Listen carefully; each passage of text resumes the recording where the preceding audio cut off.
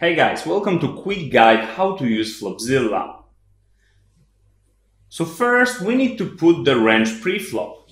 It's way easier than put particular hands because later on we can use filters to basically filter hand strengths that we want. So we start by putting filter. Here for example, I put the range for heads up big blind. Remember that you don't need to be exact with the frequencies with hands. Pretty often we don't know exact tendencies of particular opponent. For example, when it comes to 16 BP plus, the average call of our opponent is around 40%. If I am not sure about some hands, I can put some frequencies. As you can see here, the green one is 25, the blue one 50. You can easily set frequencies by adding the number and tagging a hand where you want to put frequencies. But soon I will give you the preflop ranges for most common spinning go spots. So this is the preflop range of big blind. As you can see, there are no best hands, as we assume he free bet shoves against our min raise, and our opponent doesn't have the off-suited hands neither, because we assume he often folds versus our min raise. Now we need to go to the flop. And all we need to do is basically set the flop. For example, we can go with King, Jack, Deuce, Rainbow. Now what you can see is the distribution of our opponent's range. Right now, these filters are not active. Here you have the red dot, which means the filters are not active. And this shows the general range of our opponent. As you can see, 59% of our opponent's range are air cards, 16% middle pairs, and 16% top pairs. If you want to see like absolute numbers, you can click the absolute and basically, the cumulative. And as you can see, like top, if you want to look at the hands that are ace high or better, these are 41% of our opponent's range. And basically you can explore the range of our opponent on particular boards. King, Jack, Deuce, as you can see, it's pretty dry. And why it's dry? Basically because of so many no-mate hands. Now, if we want to add some card removal effect, we can add our hand. For example, okay, but how does it look like if we have an air card? For example, we have a 5-7 offsuited. As you can see, automatically the no-mate hands, number of no-mate hands changed from 59% to 57. It's like less than 2%. So we have like little impact. And on the bottom, you can see the range equity, so range of our opponent, and equity of our hand. As you can see, it's just 16% and 5% tie, so split.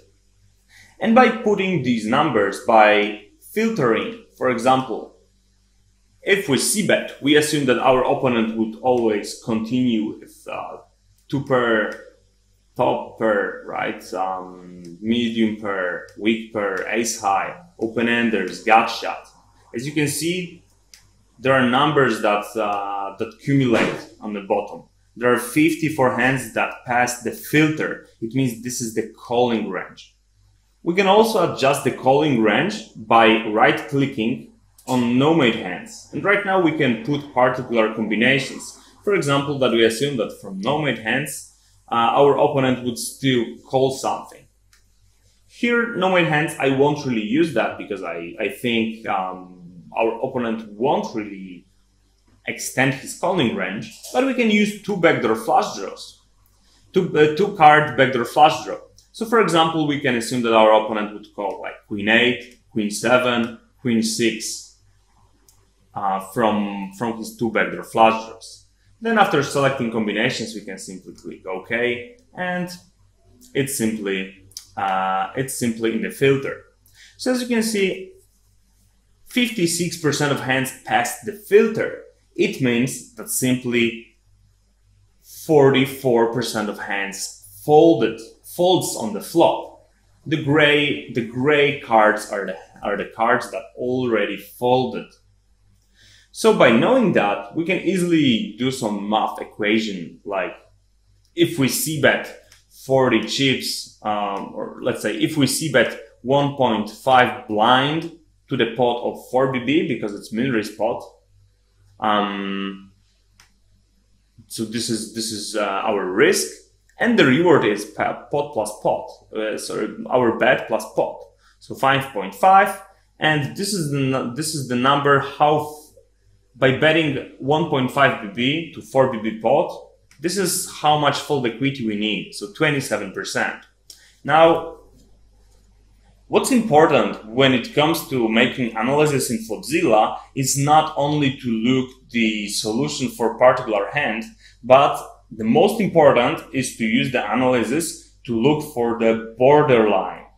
So if we know that we need at least 27% of fold equity, we want to check, okay, so let's check in which scenario actually we won't have this fold equity. Obviously, at super dry board like that, it will be pretty hard to make our opponent continue 73% of the range, but definitely it's possible.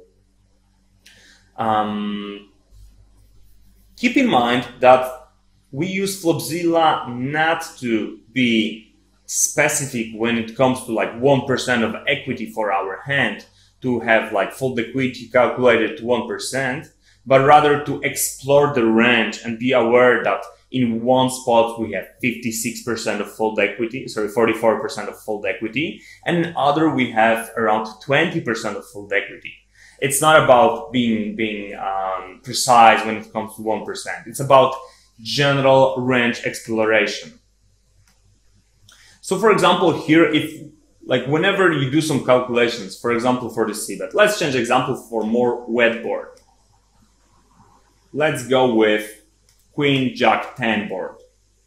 So right now, when we think of the range, let's say we c-bet and our opponent would continue all weak pairs or medium pairs or ace highs, second nut flush draws, third nut flush draws, weak flush draws. So basically, as you can see in this example, let's say we have we have like deuce free suited, whatever, so we don't block anything. So as you can see, 93% of hands pass the filter. So actually the only hands that are folding, as you can see on the matrix, these are hands that are like low card suited, that were suited, that were clubs, diamonds, or clubs, hearts, clubs, or spades. Okay, but so we know that we need 27% of fold equity. So in situations like that, it's worth checking, okay, what have to happen so we receive the fold equity. For example, we can start with assumption that, hey, the board is so connected that our opponent might not be happy to continue his gutshots. For example, if he has an 8, like I think he would fold. We don't need to be afraid that we'll unclick, for example, gutshots with flush draws, because these are like flush draws has the priority. As you can see, there are weak flush draws, but even if we unclick them, they will still count. This is the same for pair plus gutshot. If I unclick it, these pairs are still in the range because the pair has the priority. So basically, I just unclicked weak gutshots, and right now we have 12% of fold equity. Okay, I think this is like reasonable assumption. Let's go further on. Let's think of it. So, for example, what if our opponent on this structure would prefer not to continue top pair? Let's say he continues with, he folds 10, 7, and 6 because these are this doesn't have gutshots. As you can see right now, our fold equity rise to 16.5%. So still we make our opponent range tighter and tighter, and we are getting closer to the demanded fold equity to make our c-bet profitable. What else? We could think of, for example, ace highs. Let's say if the ace high doesn't have a flush draw, it might be just folding. So the same with gutshots. Let's say these gutshots without flush draws would just fold. Actually, here we could just simply even unclick all gutshots, right? Because the pairs would still be there. As you can see, aces only of clubs, only with clubs are there. The same with offsuited combos. And basically that way we should like check, okay, what's the bottom line? How wide our opponent needs to fold to actually make our c-bet at least break even. As you can see, it's very, very hard to do it on this particular board.